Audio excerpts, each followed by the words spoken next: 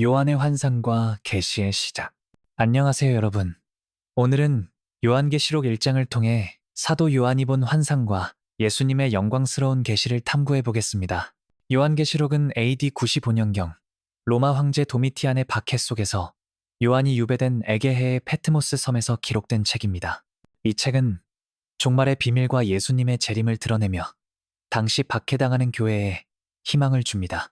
요한은 1장 1절에서 하나님의 계시가 예수 그리스도를 통하여 그의 종들에게 보이게 하신 것이라고 말하며 이 환상이 모든 신자를 위한 메시지임을 강조합니다. 특히 1장 7절에 볼지어다 구름을 타고 오시는 예언은 강렬한 인상을 남깁니다. 자, 이 신비로운 여정 속으로 함께 들어가 봅시다. 요한의 배경과 서신의 목적. 요한계시록 1장은 사도 요한이 로마 제국의 박해로 페트모스 섬에 유배된 상황에서 기록되었습니다. 1장 1절은 하나님의 계시가 예수 그리스도를 통하여 그의 종들에게 보이게 하신 것이라며 이 책이 하나님의 뜻을 드러내는 계시임을 밝힙니다. 요한은 이 메시지를 곧 이루어질 일에 대한 예언으로 7년간의 환난과 종말의 사건을 포함한다고 설명합니다. 1장 3절은 이 예언의 말씀을 읽는 자와 듣고 그 가운데 기록된 것을 지키는 자는 복이 있으리라고 약속하며 신자들에게 행동을 촉구합니다. 이는 단순한 이야기가 아니라 당시 박해당하는 교회에 희망과 인내를 주는 실천적인 가르침입니다. 7교회 보내는 인사. 요한은 1장 4절에서 아시아에 있는 7교회 에베소, 스미르나, 버가모, 사데, 라우디게아, 두아디라, 빌라델비아의 인사를 전합니다. 이는 당시 소아시아에 퍼진 초기 기독교 공동체를 상징하며 이후 2장 3장에서 각 교회의 특별한 메시지가 이어집니다.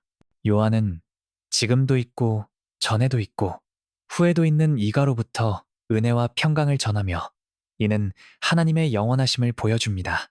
1장 5절부터 6절에서는 우리를 사랑하시고 자기 피로 우리 죄에서 해방하시고 예수님의 희생을 찬양하며 신자들을 제사장 나라로 부른다고 선언합니다. 이 인사는 박해 속에서도 신앙의 정체성을 확인하는 강력한 선언입니다. 예수님의 재림 예언. 요한계시록 1장 7절은 볼지어다 구름을 타고 오시는 이가 있으니라는 강렬한 예언으로 이어집니다. 이는 예수님의 재림을 상징하며 그를 찌른 자들이 그를 보겠고라는 표현은 예수님을 십자가에 못 박은 자들과 모든 민족이 그 영광을 목격할 것임을 의미합니다. 그들로 인하여 통곡하리라는 말은 종말의 심판과 회개를 암시합니다. 당시 로마 제국 아래에서 박해당하던 신자들에게 이는 억압자들의 패배와 구원의 소망을 약속하는 메시지였습니다. 이 구절은 오늘날에도 예수님의 승리와 정의가 임할 것이라는 희망을 줍니다. 하나님의 영원하심과 존귀. 1장 8절에서 하나님께서 나는 알파와 오메가요 라고 선언하십니다. 이는 하나님의 영원하심과 모든 시작과 끝을 주관하심을 나타냅니다. 지금도 있고 전에도 있고 후에도 있는 전능하신 자라는 표현은 로마 제국의 세속적 권력에 맞서 하나님의 주권을 강조합니다. 당시 신자들은 황제 숭배 압박을 받았지만 이 말씀은 하나님만이 참된 주인임을 상기시킵니다. 신학적으로 이는 시간과 역사를 초월한 하나님의 통치력을 보여주며 신자들에게 영원한 안식과 소망을 제공합니다. 요한의 환상, 영광스러운 그리스도. 1장 9절에서 요한은 내가 예수를 위하여 동반자가 되었노라고 고백하며 주일에 성령 안에서 환상을 봅니다. 그는 사람의 아들로 나타난 예수님을 묘사합니다. 그의 머리와 털이 흰 양털 같고 눈이 불꽃 같고 발이 번개 같고 목소리가 물소리 같으며 1장 13절부터 15절. 이는 예수님의 신성과 심판의 권위를 상징합니다. 오른손에 7별, 입에서 쌍날검, 얼굴은 태양처럼 빛나는 모습은 그리스도의 영광과 권능을 드러냅니다. 이 환상은 박해당하는 신자들에게 위로와 용기를 주었습니다. 신학적 의미, 환상의 메시지. 요한계시록 1장의 신학적 의미는 예수님의 영광과 심판의 권위를 드러냅니다. 사람의 아들의 형상은 다니엘 7장의 메시아 예언을 이어받아 그리스도가 역사와 종말을 주관하심을 보여줍니다. 일곱 별과 일곱 촛대는 일곱 교회의 상징으로 교회가 예수님의 인도 아래 있다는 것을 강조합니다. 신학자 G.K. 베이츠는 이 환상은 박해 속에서도 승리하는 교회의 소망이라고 해석했습니다. 이는 단순한 예언이 아니라 신자들에게 담대함과 충성을 촉구하는 메시지입니다. 오늘날에도 이 환상은 예수님의 승리와 우리의 소망을 상기시킵니다.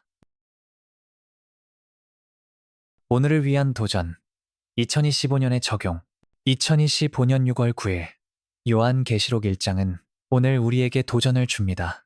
첫째, 예수님의 주권을 인정하며 삶의 중심을 바로 세워야 합니다. 바쁜 일상 속에서 하나님을 우선순위로 삼는 시간이 필요합니다. 둘째, 박해와 시련 속에서도 희망을 잃지 말아야 합니다. 최근 한국의 일부 교회는 기도 모임을 통해 박해당하는 세계교회를 위해 기도하고 있습니다. 셋째, 예수님의 재림을 준비하며 충성된 삶을 살아야 합니다.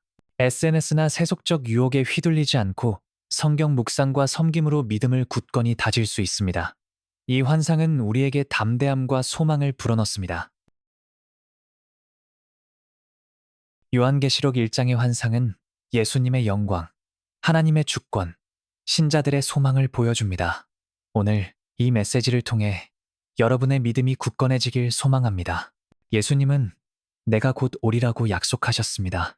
여러분의 삶에서 그분의 임재를 경험하고 이 희망을 이웃과 나누는 삶을 살아가세요. 이 영상이 감동을 주셨다면 좋아요와 구독, 알림 설정을 부탁드립니다. 여러분의 응원이 저에게 큰 힘이 됩니다. 다음 영상에서 또 다른 성경 이야기로 만나 뵙겠습니다. 함께 예수님의 사랑을 전하는 여정에 동참해 주세요.